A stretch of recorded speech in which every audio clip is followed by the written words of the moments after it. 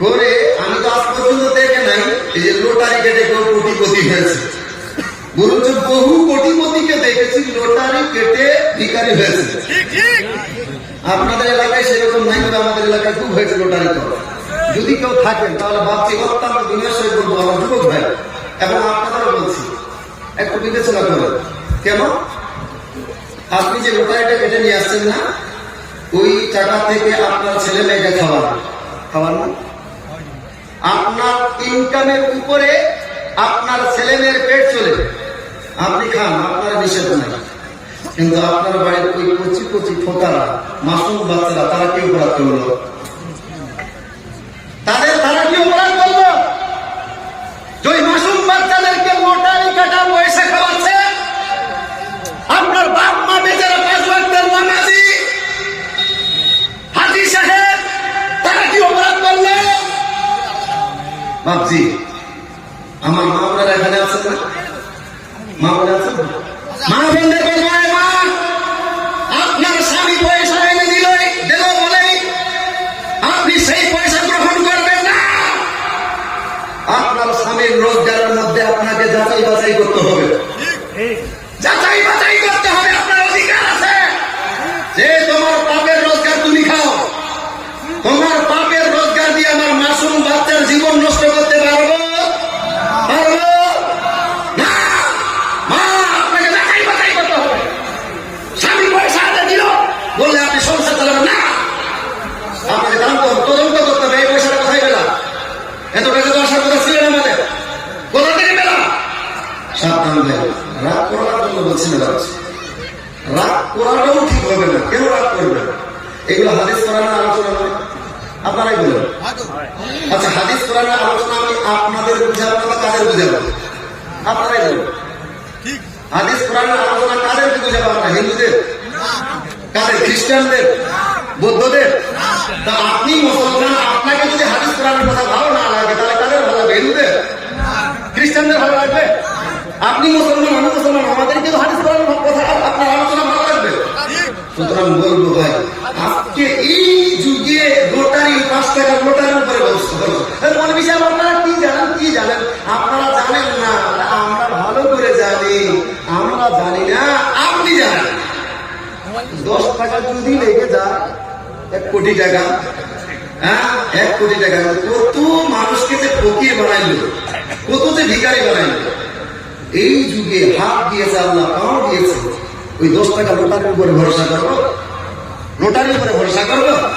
হ্যাঁ, এই রোজগারের জন্য আপনি যান, ভোর 2টার সময় 2:30টার সময় আপনাদের মতো যুবক রেলের উপর আপনার রেলে পানির বোতল বিক্রি করে বেড়াচ্ছে, বাদাম বিক্রি করে বেড়াচ্ছে। ভোর 4টার সময়, ভোর 2টার সময় আরামে শয্যাকে ত্যাগ করে শসা বিক্রি করে বেড়াচ্ছে ট্রেন স্টেশনে। আপনার বসে বসে 10 টাকার টিকিটের আমি তো কোটি হয়ে যায়, আমাদেরও লেগে যায়। আপনি পুরুষ নামে কলঙ্ক যদি ওই ওরকম একটা 10 টাকা লোটারির উপরে আপনার এ থাকে, আপনার ওর উপরে যদি ভরসা থাকে তাহলে এই কবজি থেকে হাত কাটিয়ে দিয়ে 70 বছরের একটা বুড়া আমাদের মালদাতে দেখছি, একটা হাত প্যারালাইসিস হয়ে গিয়েছে, পাও চলতে পারত না, মুখ বাঁকা হয়ে গেছে। মানুষটা হয়তো ভিক্ষা করতে পারতো, ভিক্ষা। তারপরও নিজের ইনকামের উপরে ভরসা। আপনি কেমন পুরুষ? আপনার ইনকামের উপরে ভরসা নাই। ও কি করছে? বাদাম বিক্রি করে বেড়াচ্ছে দোকান, আপনার গাড়িতে বাসগুলো স্ট্যান্ড আছে, মুখটা বাঁকা হয়ে গেছে, হাতটা এরকম, তবুও নিজে ভিক্ষা করে খেতে চায় না। জানলে যখন আমার একটা হাত সালামত রেখেছে, ওই একটা হাতের ইনকামের উপরেই আমি চলবো। ধরে বলুন আপনাকে এত বড় সুন্দর একটা শরীর দিয়ে নিজের ইনকামের উপর ভরসা হারিয়ে ফেলেছে। এখন হাত আর পাওয়াটা বার করলে, হাত আর পাও নিয়ে বার হতে গেলে পার ডে 500 টাকা আসবে, না হলেও 300 টাকা আসবে না? ভাইজান, এই পেট থেকেই আপনার সব নির্মাণ হয় খাবার, এইখান থেকে সব শক্তি নির্মাণ হয়। যার জন্য আমার আল্লাহ আপনার পেটে যেন অবৈধ খাবার না যায় এইরকম করে আপনার দেহটাকে তৈরি করেছে। বান্দা খেতে যাবা, ওই খাবারটাকে ভালো করে চোখ দিয়ে দেখে নাও, চোখ দিয়ে দেখে নাও। চোখে দেখার পর আপনি দেখবেন খাবার পরিষ্কার। আমার আল্লাহ বলছে বান্দা এখনো খাবারটা খাও না, প্রথমত হাত দিয়ে ভালো করে নেড়ে দেখো, হাত দিয়ে ভালো করে নেড়ে দেখো তো ওর মধ্যে কোনো শক্ত জিনিস নাই তো, কোনো কাটা বা কোনো খারাপ জিনিস নাই তো যেটা তোমার ক্ষতি করবে, যেটা চোখ ধরতে পারে নাই। এইবার নেড়ে দেখছেন যে হাতও আপনাকে সিগন্যাল দিল যে না খাবারটা খাওয়ার উপযোগী, খাও। এবারে খাবারটা চোখ প্রথমত পরীক্ষা নিরীক্ষা করলো খাওয়ার যাবে, তারপর হাত পরীক্ষা নিরীক্ষা করলো হ্যাঁ খাওয়ার যাবে। এইবারে যখন খাবারটা নিয়েছে মুখের সামনে, আল্লাহ আবার আপনাকে এটাকে পরীক্ষা নিরীক্ষা করার জন্য যে এই খাবারের মধ্যে এমন কোনো দূষিত জিনিস আছে যেটা চোখ ধরতে পারে নাই, তোমার হাত ধরতে পারে নাই, একটু মুখের সামনে নিয়ে যাও। মুখের সামনে যখন আপনি খাবারটা নিয়ে এসেছেন, আমার আল্লাহ মুখের উপরে ঠিক দুইটা ফুটা করে রেখেছে। কি দুইটা ফুটা করে রেখেছে? আপনার এই খাবারের মধ্যে হয়তো দুর্গন্ধ থাকতে পারে, খাবারটা হয়তো নষ্ট হয়ে গিয়েছে, খাবার উপযোগী নয়। এই দুর্গন্ধযুক্ত খাবার খাবেন, আপনার পেটে ডায়রিয়া হতে পারে। সুতরাং আমার আল্লাহ নাকের উপর মুখের উপরে দুইটা ফুটা করে দিয়েছে। প্রথমে নাক খাবারটাকে শুনবো, আমার আল্লাহর দিক বাপ্তকে পিঠের দিকে দুইটা ফুটা করতে পারবেন না বাপ্তে? হ্যাঁ, পিছনের দিকে করলে কি আমাদের নিঃশ্বাস নিতে অসুবিধা হতো? কিন্তু এই মুখের উপরে করার কারণটা কি? ওই যে খাবারটা খাবেন আপনি, খাবারের দুর্গন্ধ থাকলে এই নাক সিগন্যাল বাদে দিবে খাস না, খাবারের দুর্গন্ধ আছে। আমার আল্লাহ চাই না যে আপনার ভিতরে এতটুকু খাবার গিয়ে আপনার পেটের সমস্যা করো, আর আপনার জীবন ধস করে দিন। তারপরে খাবারটা খেলেন মুখের মধ্যে, এখনো আল্লাহ আবার সতর্ক করেছে বান্দা এই খাবারের মধ্যে একটা খুদ আছে, যেই খুদটা তোমার ল্যাবরেটরি বলে চোখের ল্যাবরেটরি ধরতে পারে নাই, ওই হাতের ল্যাবরেটরি দেখেছে ওখানে ওই হাতও ধরতে পারে নাই, নাকও ধরতে পারে নাই। বান্দা খাবারটাকে ওই যে তোমার মুখের মধ্যে আমি 32টা সিপাহী সাজিয়ে রেখেছি, ওই 32টা সিপাহী দিয়ে খাবারটাকে পিছু 32টা সিপাহী দিয়ে ভালো করে খাবারটাকে চিবিয়ে চিবিয়ে খাও। এইবারে পাথর ঢুকে আছে খাবারের ভিতরে, যেই পাথরটা চোখ দেখতে পারে, হাত ধরতে পারে নাই, নাক ধরতে পারে নাই, ঠিক এই 32টা সিপাহীর মাঝখানে সেই পাথর আপনার কাপড় ধরা পড়ে গিয়েছে। আবার এখনই শেষ নয়, আপনি নিজের শরীরটা একবার তাকিয়ে দেখেন, আমার আল্লাহ কত মায়া দয়া করে আপনার শরীরটাকে গঠন করেছে। বান্দা এখনো খাবারটা গিয়েও না, কি করবো বলো? দেখো ওই খাবারের মধ্যে এমনও ত্রুটি থাকতে পারে যে ত্রুটি তোমার চোখ ধরতে পারে নাই, হাত ধরতে পারে নাই, তোমার নাক ধরতে পারে নাই, তোমার 32টা সিপাহী ধরতে পারে নাই। খাবারটাকে ওই জিহ্বার মধ্যে ভালো করে ঘুরাও।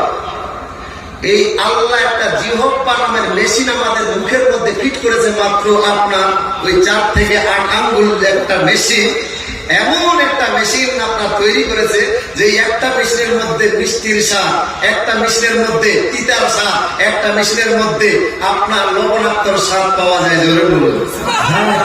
অথচ একটা এইগুলো পরীক্ষা নিরীক্ষা করার জন্য একটা যদি মেশিন আপনি তৈরি করতে চান, কোটি কোটি টাকা বিলিয়ন আপনার টাকা খরচ হবে। কিন্তু আমার এই জিহ্বা নামের মেশিন 8 আঙ্গুলের একটা জিহ্বার মধ্যে অর্ধ বিভাগে আপনার কি পাওয়া যায়? তিতা তিতা ভাব, লবণাক্ত মিঠি, মিষ্টি মিষ্টি ভাব ভিতরের দিকে। আল্লাহ 3টা অংশে এই জিহ্বাটাকে ভাগ করেছে।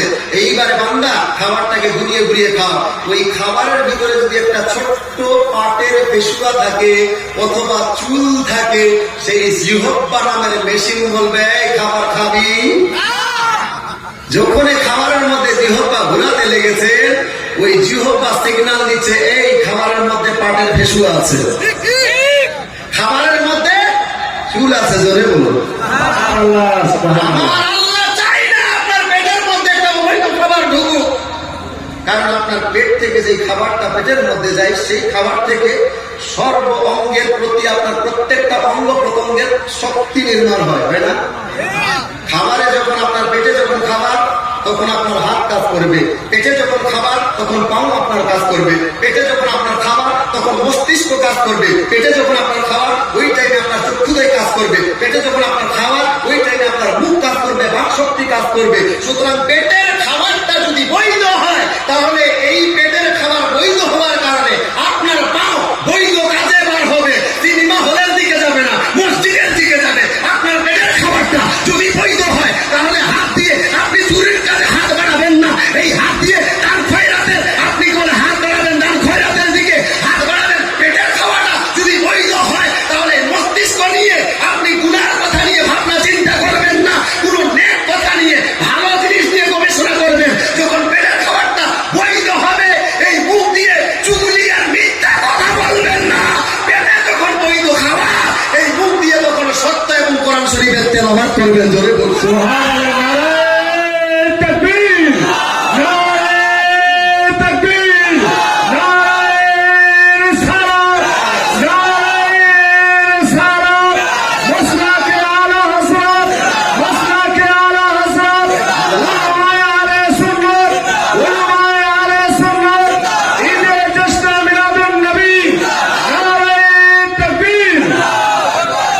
রাগ করছেন? আমি তো মনে মনে